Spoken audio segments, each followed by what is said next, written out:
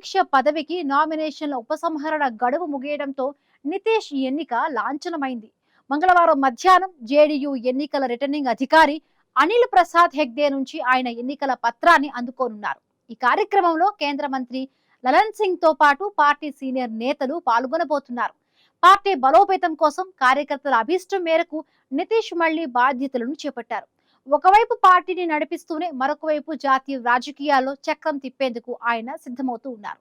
ఈ క్రమంలో ఇప్పటికే రాజ్యసభ సభ్యుడిగా ఎన్నికైన నితీష్ ఏప్రిల్ 10న ప్రమాణ స్వీకారం చేయబోతున్నారు.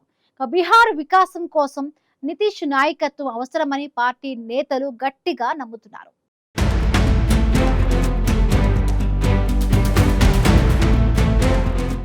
జేడీయూ ప్రస్థానంలో నితీష్ కుమార్ పాత్ర అత్యంత కీలకం.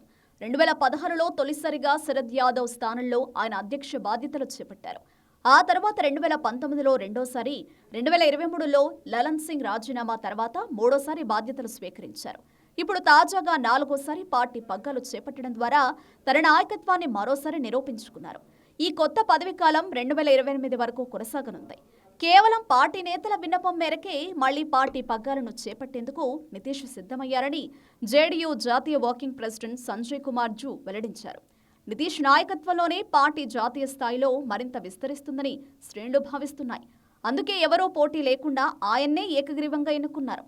త్వరలోనే ఆయన ఢిల్లీ వేదికగా తన రాజకీయ చతురతను చూపించబోతున్నారు.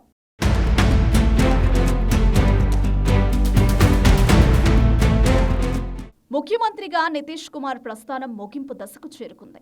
గత 20 ఏళ్లుగా బీహార్ అభివృద్ధిలో కీలక పాత్ర పోషించిన ఆయన ఇప్పుడు రాజ్యసభ సభ్యుడిగా కొత్త బాధ్యతలు చేపట్టనున్నారు. నిబంధనల ప్రకారం ఎంపీగా ఎన్నికైన తర్వాత 6 నెలల పాటు ముఖ్యమంత్రిగా కొనసాగే అవకాశం ఉన్నా ఆయన నెలాఖరులోనే పదవికి రాజీనామా చేసే సూచనలు కనిపిస్తున్నాయి. దీంతో బీహార్లో కొత్త ముఖ్యమంత్రి ఎవరనే దానిపై సర్వత్రా ఆసక్తి నెలకొంది. నితీష్ కుమార్ తన సుదీర్ఘ రాజకీయ జీవితంలో ఎన్నో సవాళ్లను ఎదుర్కొన్నారు. ఇప్పుడు ప్రత్యక్ష ఎన్నికల రాజకీయాల నుంచి తప్పుకుని పెద్దల సభ ద్వారా తన సేవలు అందించాలని నిర్ణయించుకున్నారు. ఇది బీహార్ రాజకీయాల్లో ఒక శకం ముగియడమే అని చెప్పాలి. రాష్ట్రం నుంచి దేశ స్థాయికి తన ప్రాణాన్ని ఆయన మార్చుకుంటున్నారు.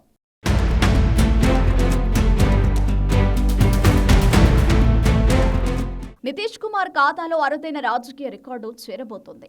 రాజ్యసభ సభ్యుడిగా బాధ్యతలు చేపడితే లోక్సభ, రాజ్యసభ, విధానసభ, విధాన పరిషత్ ఇలా 4 సభల్లోనూ సభ్యుడిగా పనిచేసిన గౌరవం ఆయనకు దక్కుతుంది. సీనియర్ నాయకుడిగా ఆయనకున్న అనుభవం జాతీయ రాజకీయాల్లో జేడీయూకు కలిసి రానుంది. పార్టీ నేతలు సంజయ్ కుమార్ జూ, రామ్నాథ్ ఠాగూర్ వంటి వారు నితీష్ నాయకత్వంపై పూర్తి విశ్వాసం వ్యక్తం చేస్తున్నారు. కార్యకర్తల విన్నపం మేరకే ఆయన మళ్లీ పార్టీ బాధ్యతలు చేపట్టారని వారు వెల్లడించారు. బీహార్ వికాసం కోసం జేడీయూను జాతీయ స్థాయిలో నితీష్ నడపాల్సిన అవసరం ఉందని రాజ్యసభ ఎంపీ రామ్నాథ్ ఠాగూర్ తెలిపారు. పార్టీని అన్ని వర్గాలకు చేరువ చేయడంలో నితీష్ వ్యూహాలు అద్భుతంగా పనిచేస్తాయని నేతలు నమ్ముతున్నారు.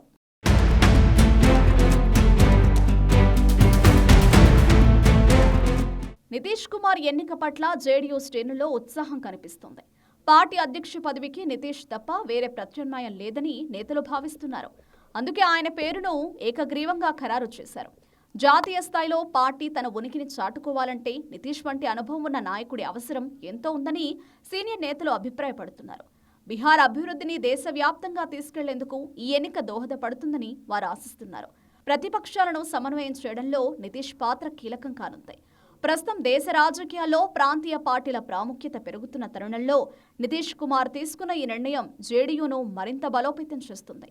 తన రాజకీయ అనుభవంతో పార్టీని కొత్త పుంతలు తొక్కించేందుకు ఆయన ఇప్పటికే ప్రణాళికలు సిద్ధం చేసుకున్నారు.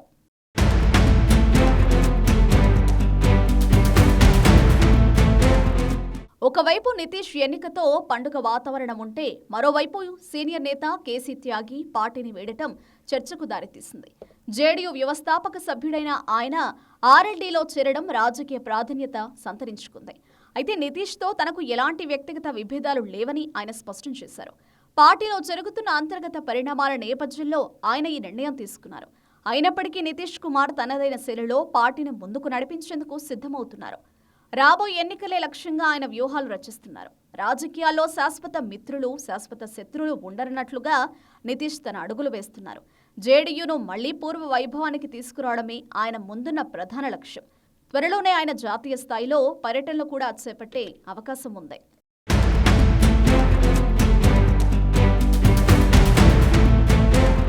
మొత్తానికి నితీష్ కుమార్ మళ్ళీ జేడీయూ బాస్ గా పీఠం దక్కించుకున్నారు.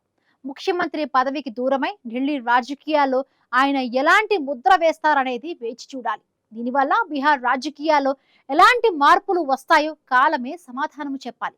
సామాన్య కార్యకర్తలకు చట్టసభల్లోకి వెళ్లే అవకాశం దక్కుతుందని పార్టీ ఆశిస్తోంది. మరి ఈ మార్పులు ఎలాంటి ఫలితాలిస్తాయో చూడాలి.